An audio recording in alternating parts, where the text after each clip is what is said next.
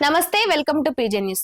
తెలంగాణలో మున్సిపల్ ఎన్నికలు జోరందుకున్నాయి. ఇటు అధికార కాంగ్రెస్ పార్టీ అయి ఉండొచ్చు, లేదంటే బీఆర్ఎస్ పార్టీ గాని ఏ పార్టీ చూసుకున్నా ఖచ్చితంగా మున్సిపల్ ఎన్నికల్లో మేమే గెలవాలి, మా సత్తానే చాటుకోవాలి అనే విధంగా ముందుకు వెళ్తున్నాయి.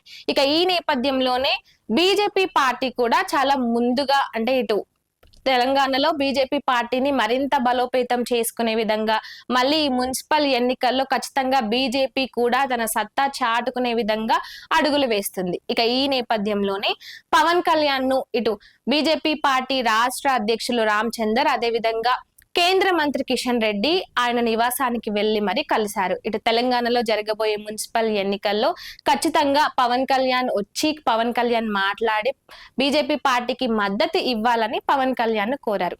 అయితే ఇక్కడ మనం ఇంకొక విషయం కూడా మాట్లాడుకోవాలి. గతంలో అంటే ఒక 3 వారాల కిందట ఇటు జనసేన పార్టీ అయి ఉండొచ్చు, లేదంటే బీజేపీ పార్టీకి సంబంధించి, ముఖ్యంగా బీజేపీ పార్టీకి సంబంధించి బీజేపీ పార్టీ రాష్ట్ర అధ్యక్షులు రామచందర్ మాట్లాడుతూ ఇటు తెలంగాణలో మున్సిపల్ ఎన్నికల్లో మాకు జనసేన పార్టీ మద్దతు ఏం అవసరం లేదు, జనసేన పార్టీతో కలిసి మేమేం పోటీ చేయము, బీజేపీ పార్టీ సింగిల్ గానే పోటీ చేస్తుందంటూ కూడా ఆయన మాట్లాడారు. ఇక గతంలో ఇటు జనసేనకు బీజేపీకి కూడా కాస్త కోల్డ్ వార్ జరిగిందనే చెప్పాలి. ఇటు బీజేపీ పార్టీకి సంబంధించిన రామచందర్ ఏమో మాకు జనసేన పార్టీతో పొత్తేం అవసరం లేదు, ఆంధ్రప్రదేశ్ లో అంటే అక్కడి పరిస్థితులు అలా ఉన్నాయి కాబట్టి అక్కడ పొత్తు పెట్టుకున్నారే గాని అలాంటి పరిస్థితులు ఇక్కడ తెలంగాణలో లేవు కాబట్టి తెలంగాణలో పొత్తు అవసరం ఏమీ లేదు, బీజేపీ పార్టీ సింగిల్ గానే పోటీ చేస్తుంది, సింగిల్ గానే నెగ్గుతుంది అంటూ కూడా ఆయన మాట్లాడిన పరిస్థితులు మనం చూసాము. ఇక జనసేన పార్టీకి సంబంధించి జనసేన పార్టీ నాయకులు మాట్లాడుతూ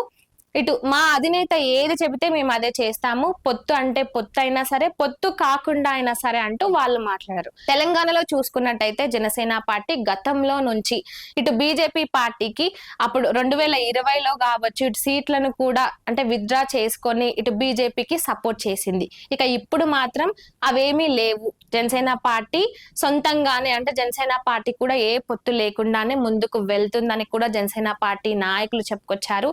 ఇక ఇప్పటికే మున్సిపల్ ఎన్నికలకు సంబంధించి కొన్ని చోట్ల జనసేన పార్టీకి సంబంధించిన అభ్యర్థులు కూడా చాలా శరవేగంగా ఇటు ప్రజల్లోకి ముందుకు వెళ్తున్నారు. ఇక ఈ నేపథ్యంలోనే అటు గతంలో ఆ విధంగా మాట్లాడిన రామచందర్ ఇప్పుడు పవన్ కళ్యాణ్ ను కలిసి పవన్ కళ్యాణ్ తెలంగాణలో బీజేపీ పార్టీకి మద్దతుగా బీజేపీ పార్టీకి సంబంధించి ఆయన ఇటు ఎన్డీఏ కూటమిలో ఉన్న నేపథ్యంలో బీజేపీ పార్టీకి మద్దతుగా తెలంగాణకు వచ్చి ఇటు ప్రచారంలో పాల్గొనాలని కూడా ఆయన్ను కోరినట్టు తెలుస్తోంది. ఇక ఆయన కూడా సరే నేను జనసేన పార్టీకి సంబంధించి ఉండొచ్చు, లేదంటే బీజేపీ పార్టీకి సంబంధించి ఉండొచ్చు, ఈ 2 పార్టీలకు గాను నేను తెలంగాణకు వచ్చి ప్రచారంలో పాల్గొంటానని కూడా ఇప్పుడు ఇటీవల రీసెంట్ గా ఇటు జనసేన పార్టీకి సంబంధించి ఒక లేఖను కూడా రిలీజ్ చేశారు. ఇక ఈ నెల 7, 8వ తేదీల్లో జనసేన పార్టీకి సంబంధించి అదేవిధంగా బీజేపీ పార్టీకి కూడా మద్దతుగా పవన్ కళ్యాణ్ తెలంగాణలో కొన్ని చోట్ల ప్రచారం చేయబోతున్నారట. ఇక ఇప్పటికే తెలంగాణలో